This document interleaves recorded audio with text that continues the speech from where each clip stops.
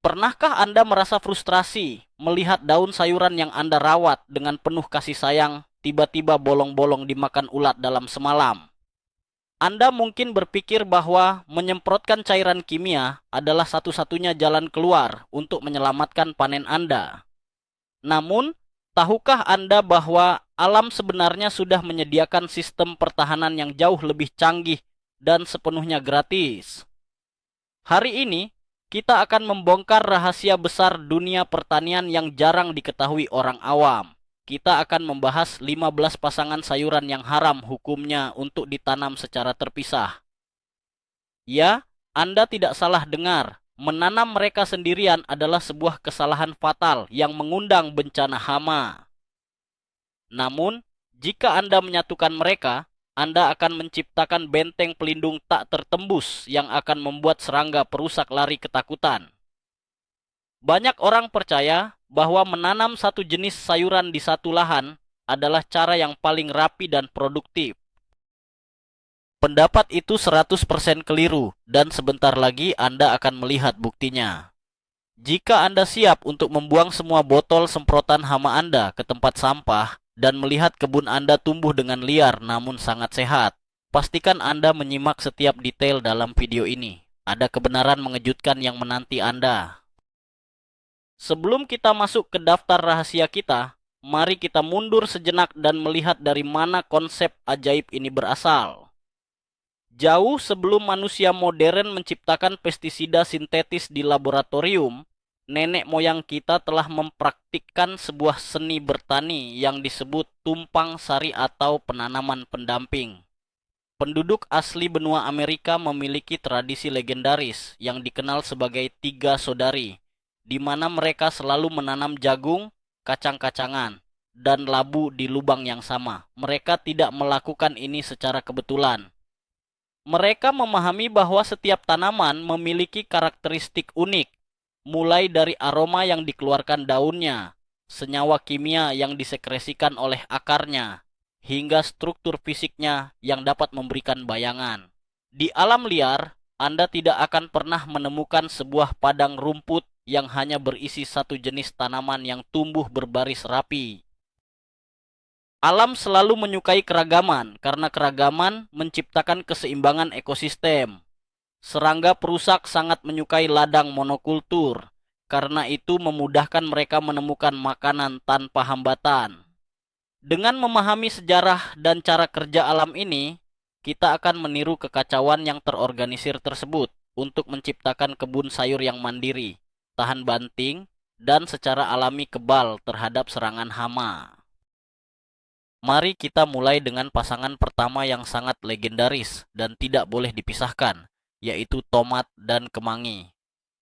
Banyak tukang kebun pemula terjebak pada mitos yang mengatakan bahwa menanam kemangi di dekat tomat hanya bertujuan untuk membuat rasa buah tomat menjadi lebih manis dan enak saat dimasak. Faktanya, ada fungsi pertahanan yang jauh lebih krusial. Kemangi bertindak sebagai perisai pelindung yang sangat kuat bagi tomat dari serangan udara. Daun kemangi mengeluarkan minyak asiri dengan aroma yang sangat tajam dan mendominasi. Aroma kuat ini bekerja persis seperti jubah penghilang jejak yang menyembunyikan bau asli tanaman tomat dari penciuman serangga. Lalat putih dan ngengat tanduk tomat yang biasanya menjadi musuh utama akan merasa kebingungan. Bayangkan sebuah ilustrasi di mana kebun Anda adalah sebuah restoran yang sedang dicari oleh sekelompok hama kelaparan. Aroma kemangi bertindak seperti asap tebal yang membuat mereka kehilangan arah navigasi, pusing, dan akhirnya terbang menjauh mencari tempat lain. Jika Anda membiarkan tomat Anda tumbuh sendirian tanpa pelukan kemangi, Anda seolah menyalakan lampu neon raksasa yang mengundang semua ulat untuk datang berpesta. Mulai sekarang, pastikan setiap bibit tomat Anda memiliki tetangga berupa semak kemangi yang rimbun. Pasangan kedua yang menyimpan rahasia besar di bawah tanah adalah wortel dan bawang bombay. Jika Anda pernah mencoba menanam wortel, Anda pasti tahu betapa mengerikannya serangan lalat wortel yang meletakkan telurnya di pangkal tanaman. dan kemudian belatungnya menghancurkan umbi dari dalam. Ada mitos yang beredar bahwa tanaman umbi-umbian tidak boleh ditanam berdekatan karena mereka akan saling berebut ruang dan nutrisi di dalam tanah. Itu adalah pemahaman yang salah kaprah.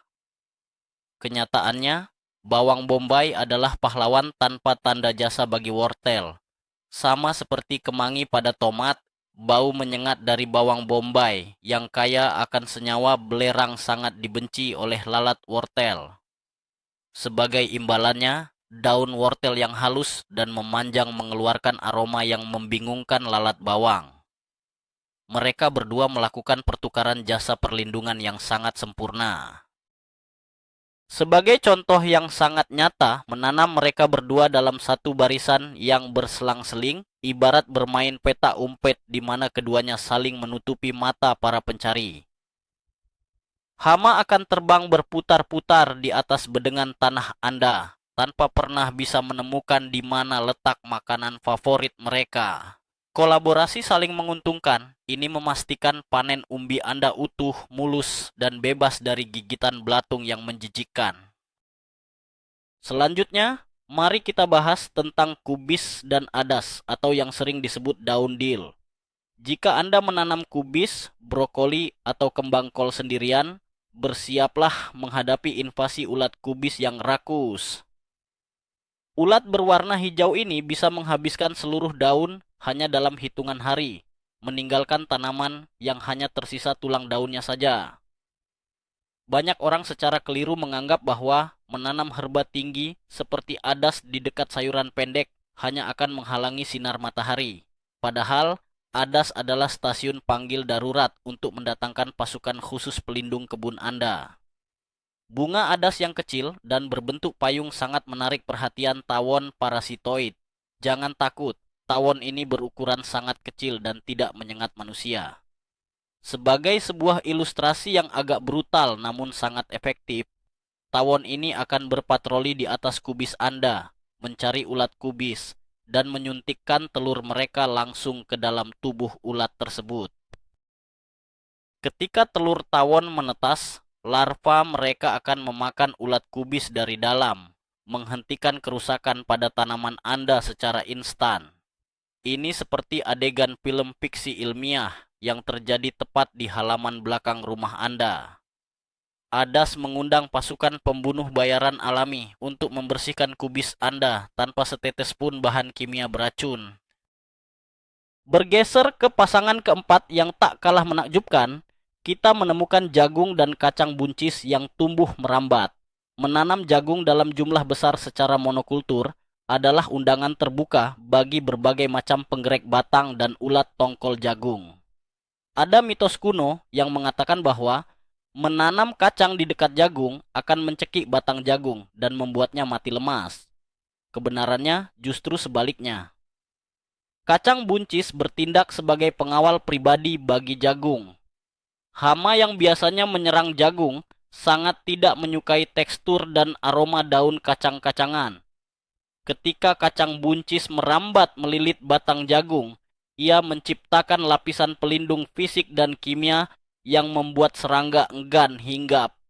Selain perlindungan hama, sebagai bonus yang luar biasa, akar kacang buncis memiliki bintil yang mampu menarik nitrogen dari udara dan melepaskannya ke dalam tanah. Jagung adalah tanaman yang sangat rakus akan nitrogen. Bayangkan jagung sebagai tiang penyangga yang kokoh dan kacang buncis sebagai perawat yang secara konstan memberikan infus nutrisi dan perlindungan dari bawah ke atas. Memisahkan mereka berarti Anda harus bekerja 2 kali lipat lebih keras untuk memberi pupuk dan mengusir serangga secara manual. Kini saatnya kita membongkar rahasia pasangan kelima, yaitu mentimun dan lobak merah kecil. Mentimun memiliki musuh bebuyutan berupa kumbang mentimun belang yang tidak hanya memakan daunnya, tetapi juga menularkan penyakit layu bakteri yang sangat mematikan. Menariknya, banyak pekebun yang membuang lobak yang sudah tua karena rasanya menjadi terlalu pedas dan keras, menganggapnya tidak berguna. Ini adalah mitos yang sangat merugikan.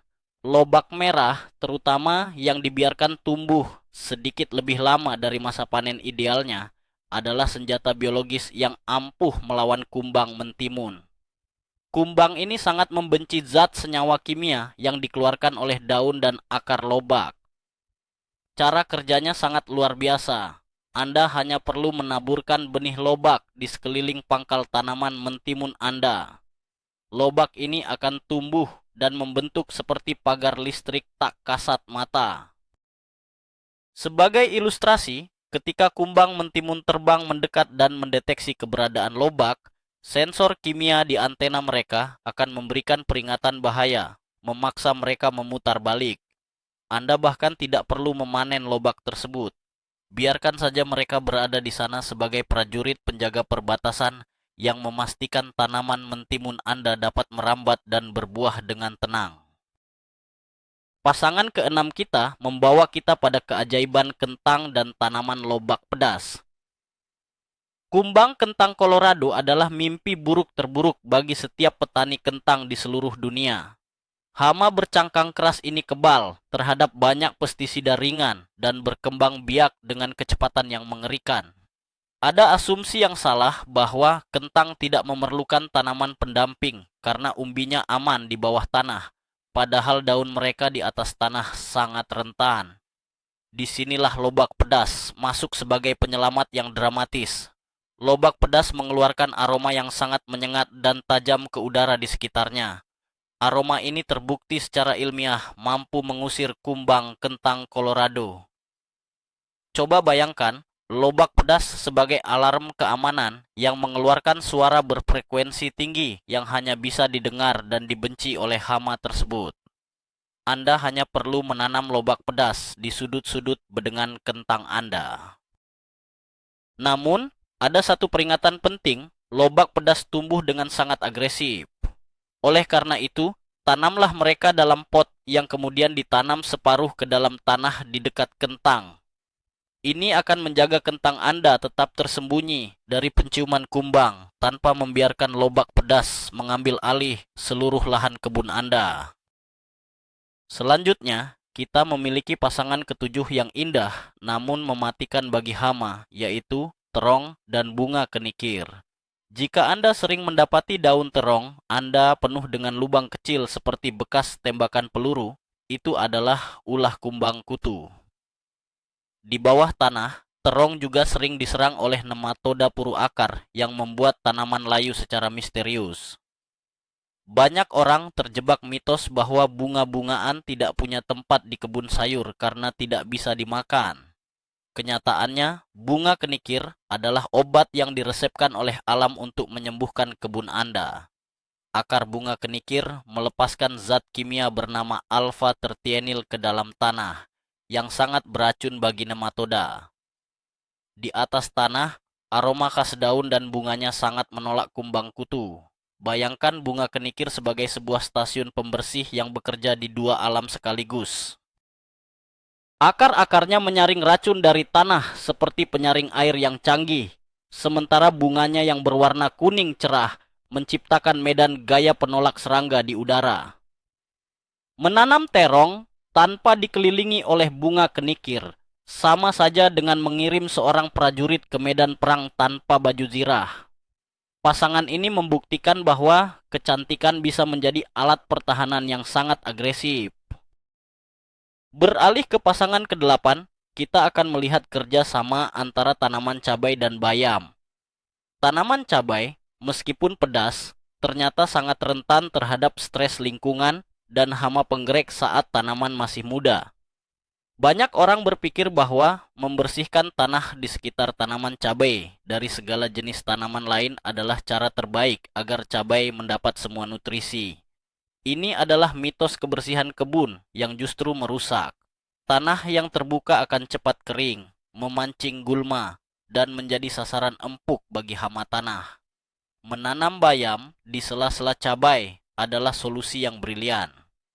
Bayam tumbuh rendah dan menyebar dengan cepat, menciptakan karpet hijau yang hidup di atas tanah. Karpet bayam ini berfungsi sebagai mulsa alami yang menjaga kelembapan tanah dan mendinginkan akar cabai saat matahari bersinar terik. Selain itu, bayam yang rimbun memberikan kamuflase visual. Sebagai contoh nyata, dari sudut pandang serangga yang terbang di atas kebun, bedengan cabai Anda hanya akan terlihat seperti hamparan rumput hijau yang tidak menarik, menyembunyikan batang cabai yang berharga.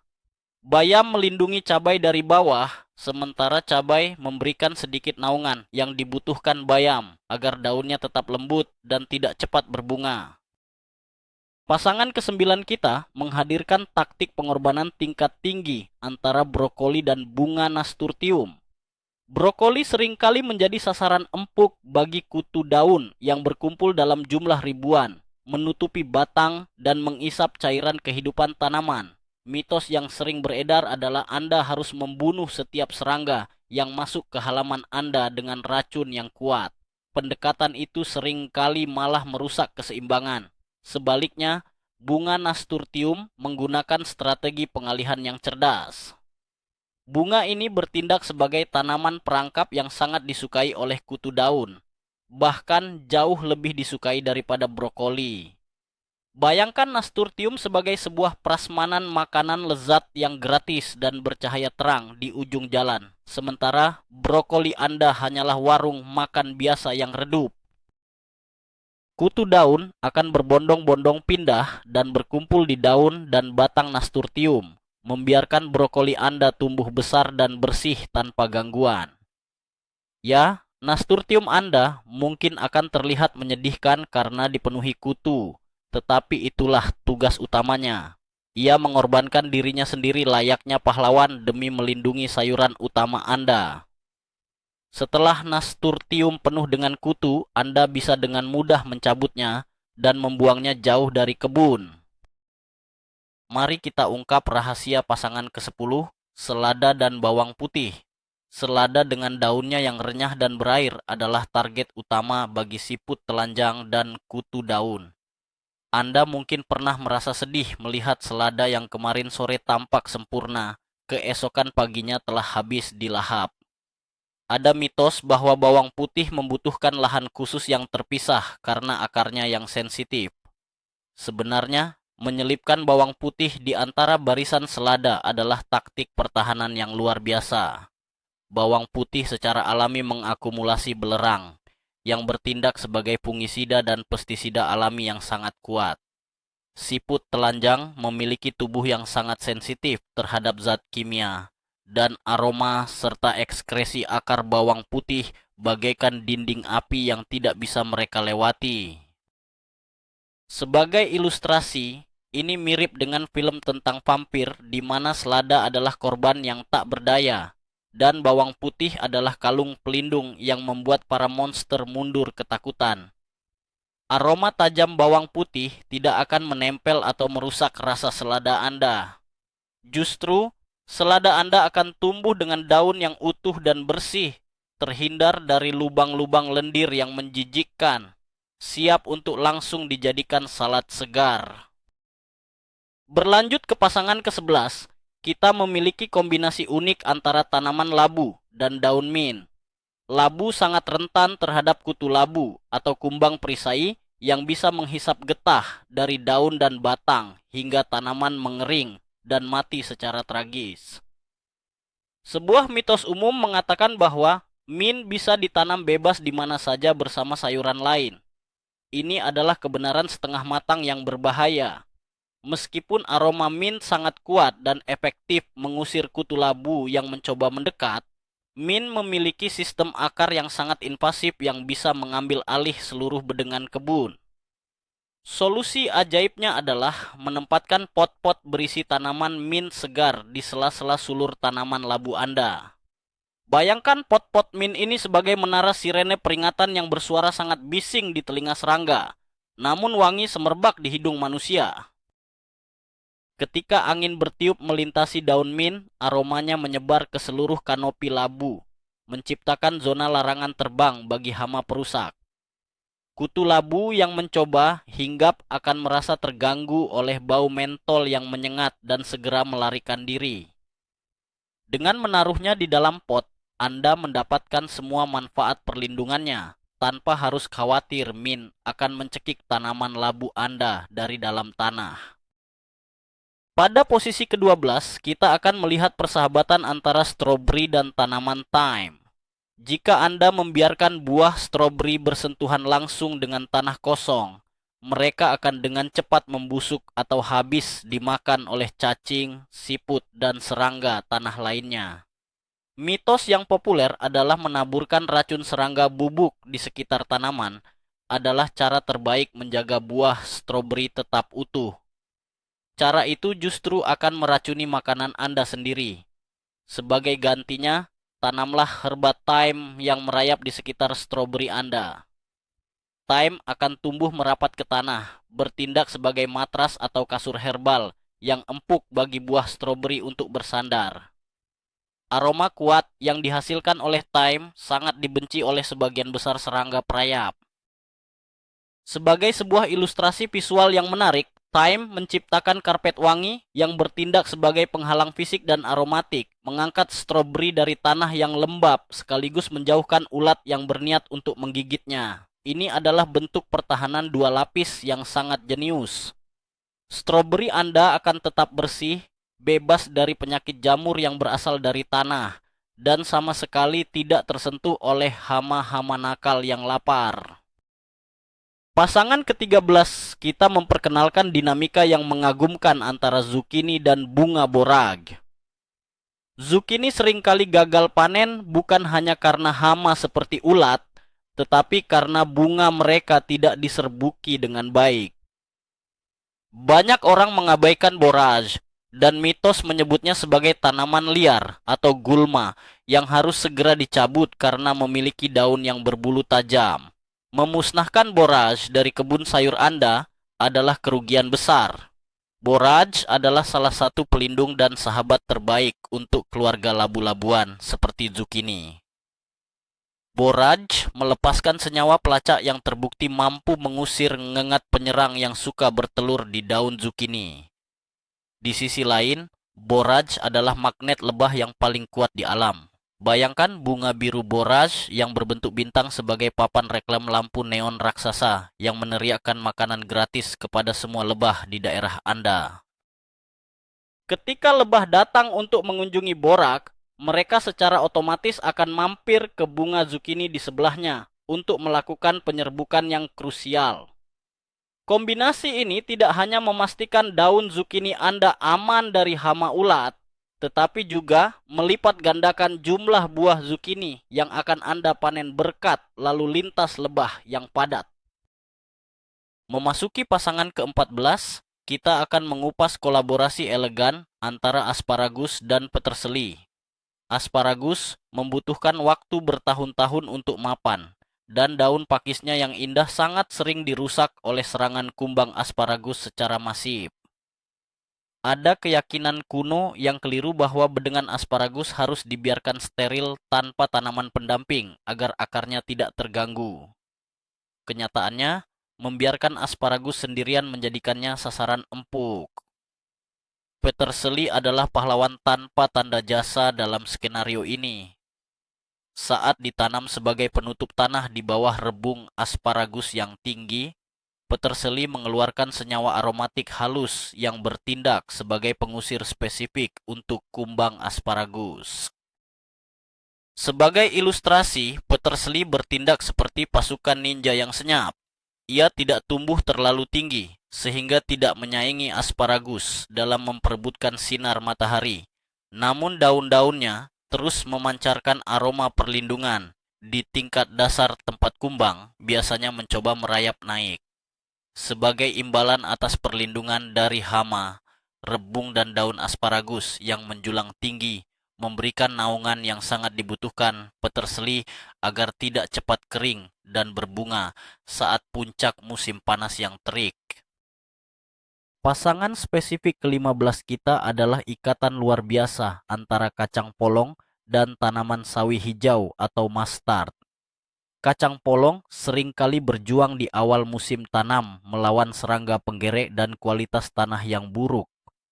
Mitos yang sering dipercaya adalah Anda harus memberikan pupuk kimia berdosis tinggi untuk memaksa pertumbuhan kacang polong agar cepat besar dan kebal hama. Solusi alami yang jauh lebih efektif adalah menanam tanaman keluarga mustard di sekeliling area kacang polong. Sawi atau mustard dikenal luas dalam ilmu pertanian sebagai biofumigan. Saat akar mustard menembus tanah, mereka melepaskan senyawa kimia alami yang secara harfiah membersihkan tanah dari nematoda perusak dan bibit jamur penyakit.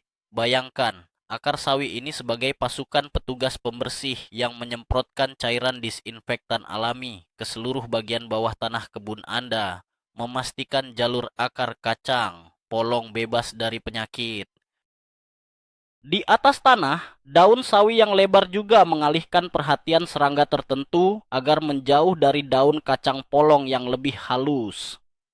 Pasangan ini menciptakan harmoni yang sempurna antara pembersihan tanah secara biologis dan perlindungan daun dari serangan udara. Sekarang, setelah kita mengetahui 15 pasangan spesifik, mari kita perluas pemahaman kita pada konsep blok ke-16, yaitu misteri tanaman perangkap. Ini adalah rahasia lanjutan yang sangat krusial jika Anda benar-benar ingin lepas dari pestisida. Banyak pekebun merasa gagal jika melihat ada daun di kebunnya yang berlubang. Mereka berpegang pada mitos bahwa kesuksesan berkebun berarti tidak ada satupun serangga di area tersebut. Ini adalah kemustahilan yang berbahaya. Strategi tanaman perangkap menggunakan prinsip pengorbanan suci. Misalnya, menanam bunga matahari yang tinggi di sudut halaman untuk mengorbankannya kepada kepik bau dan hama penggerak agar sayuran utama Anda aman. Bayangkan konsep ini sebagai memberikan pajak atau uang suap kepada pasukan hama. Anda secara sengaja menyiapkan meja makan yang sangat lezat di ujung ruangan agar tamu-tamu tak diundang itu tidak mengganggu hidangan utama di meja Anda. Tanaman perangkap mengajari kita bahwa kita tidak perlu memerangi alam. Kita hanya perlu mengarahkan lalu lintas hama ke area yang sudah kita tentukan, yang pada akhirnya menyelamatkan panen utama dengan cara yang damai dan sangat efektif. Blok ke-17, kita akan membongkar tuntas tentang mitos monokultur dan barisan yang rapi. Sejak revolusi industri, manusia dicuci otaknya untuk berpikir bahwa kebun yang ideal adalah kebun yang ditanami satu jenis tanaman secara berbaris lurus bak barisan tentara. Ini mungkin terlihat estetis bagi manusia, tetapi bagi hama, ini adalah kebodohan struktural yang sangat menguntungkan mereka. Menanam satu jenis sayuran dalam jumlah banyak dan bergerombol adalah ibarat memasang spanduk prasmanan makan sepuasnya untuk satu jenis serangga spesifik. Serangga tersebut akan mendarat di satu daun, makan sampai kenyang, bertelur, dan anak-anaknya hanya perlu melompat beberapa sentimeter ke tanaman berikutnya yang rasanya persis sama. Kehancuran terjadi secara eksponensial. Sebaliknya, teknik tumpang sari menciptakan kekacauan yang indah. Dengan mencampur berbagai tinggi tanaman, warna daun, dan bentuk bunga, Anda menciptakan sebuah labirin visual dan aromatik. Sebagai contoh ilustrasi yang kuat, serangga hama yang terbang di atas kebun campur sari akan kebingungan mencari landasan yang tepat. Mereka terhalang oleh bau yang tumpang tindih dan rintangan daun dari tanaman yang tidak mereka sukai, membuat mereka menyerah dan pergi. Di blok ke-18 ini, kita akan menyelam ke bawah permukaan tanah untuk melihat senjata rahasia yang disebut eksudat akar. Ini adalah fenomena di mana perlindungan hama sejati sebenarnya dikendalikan di luar pandangan manusia.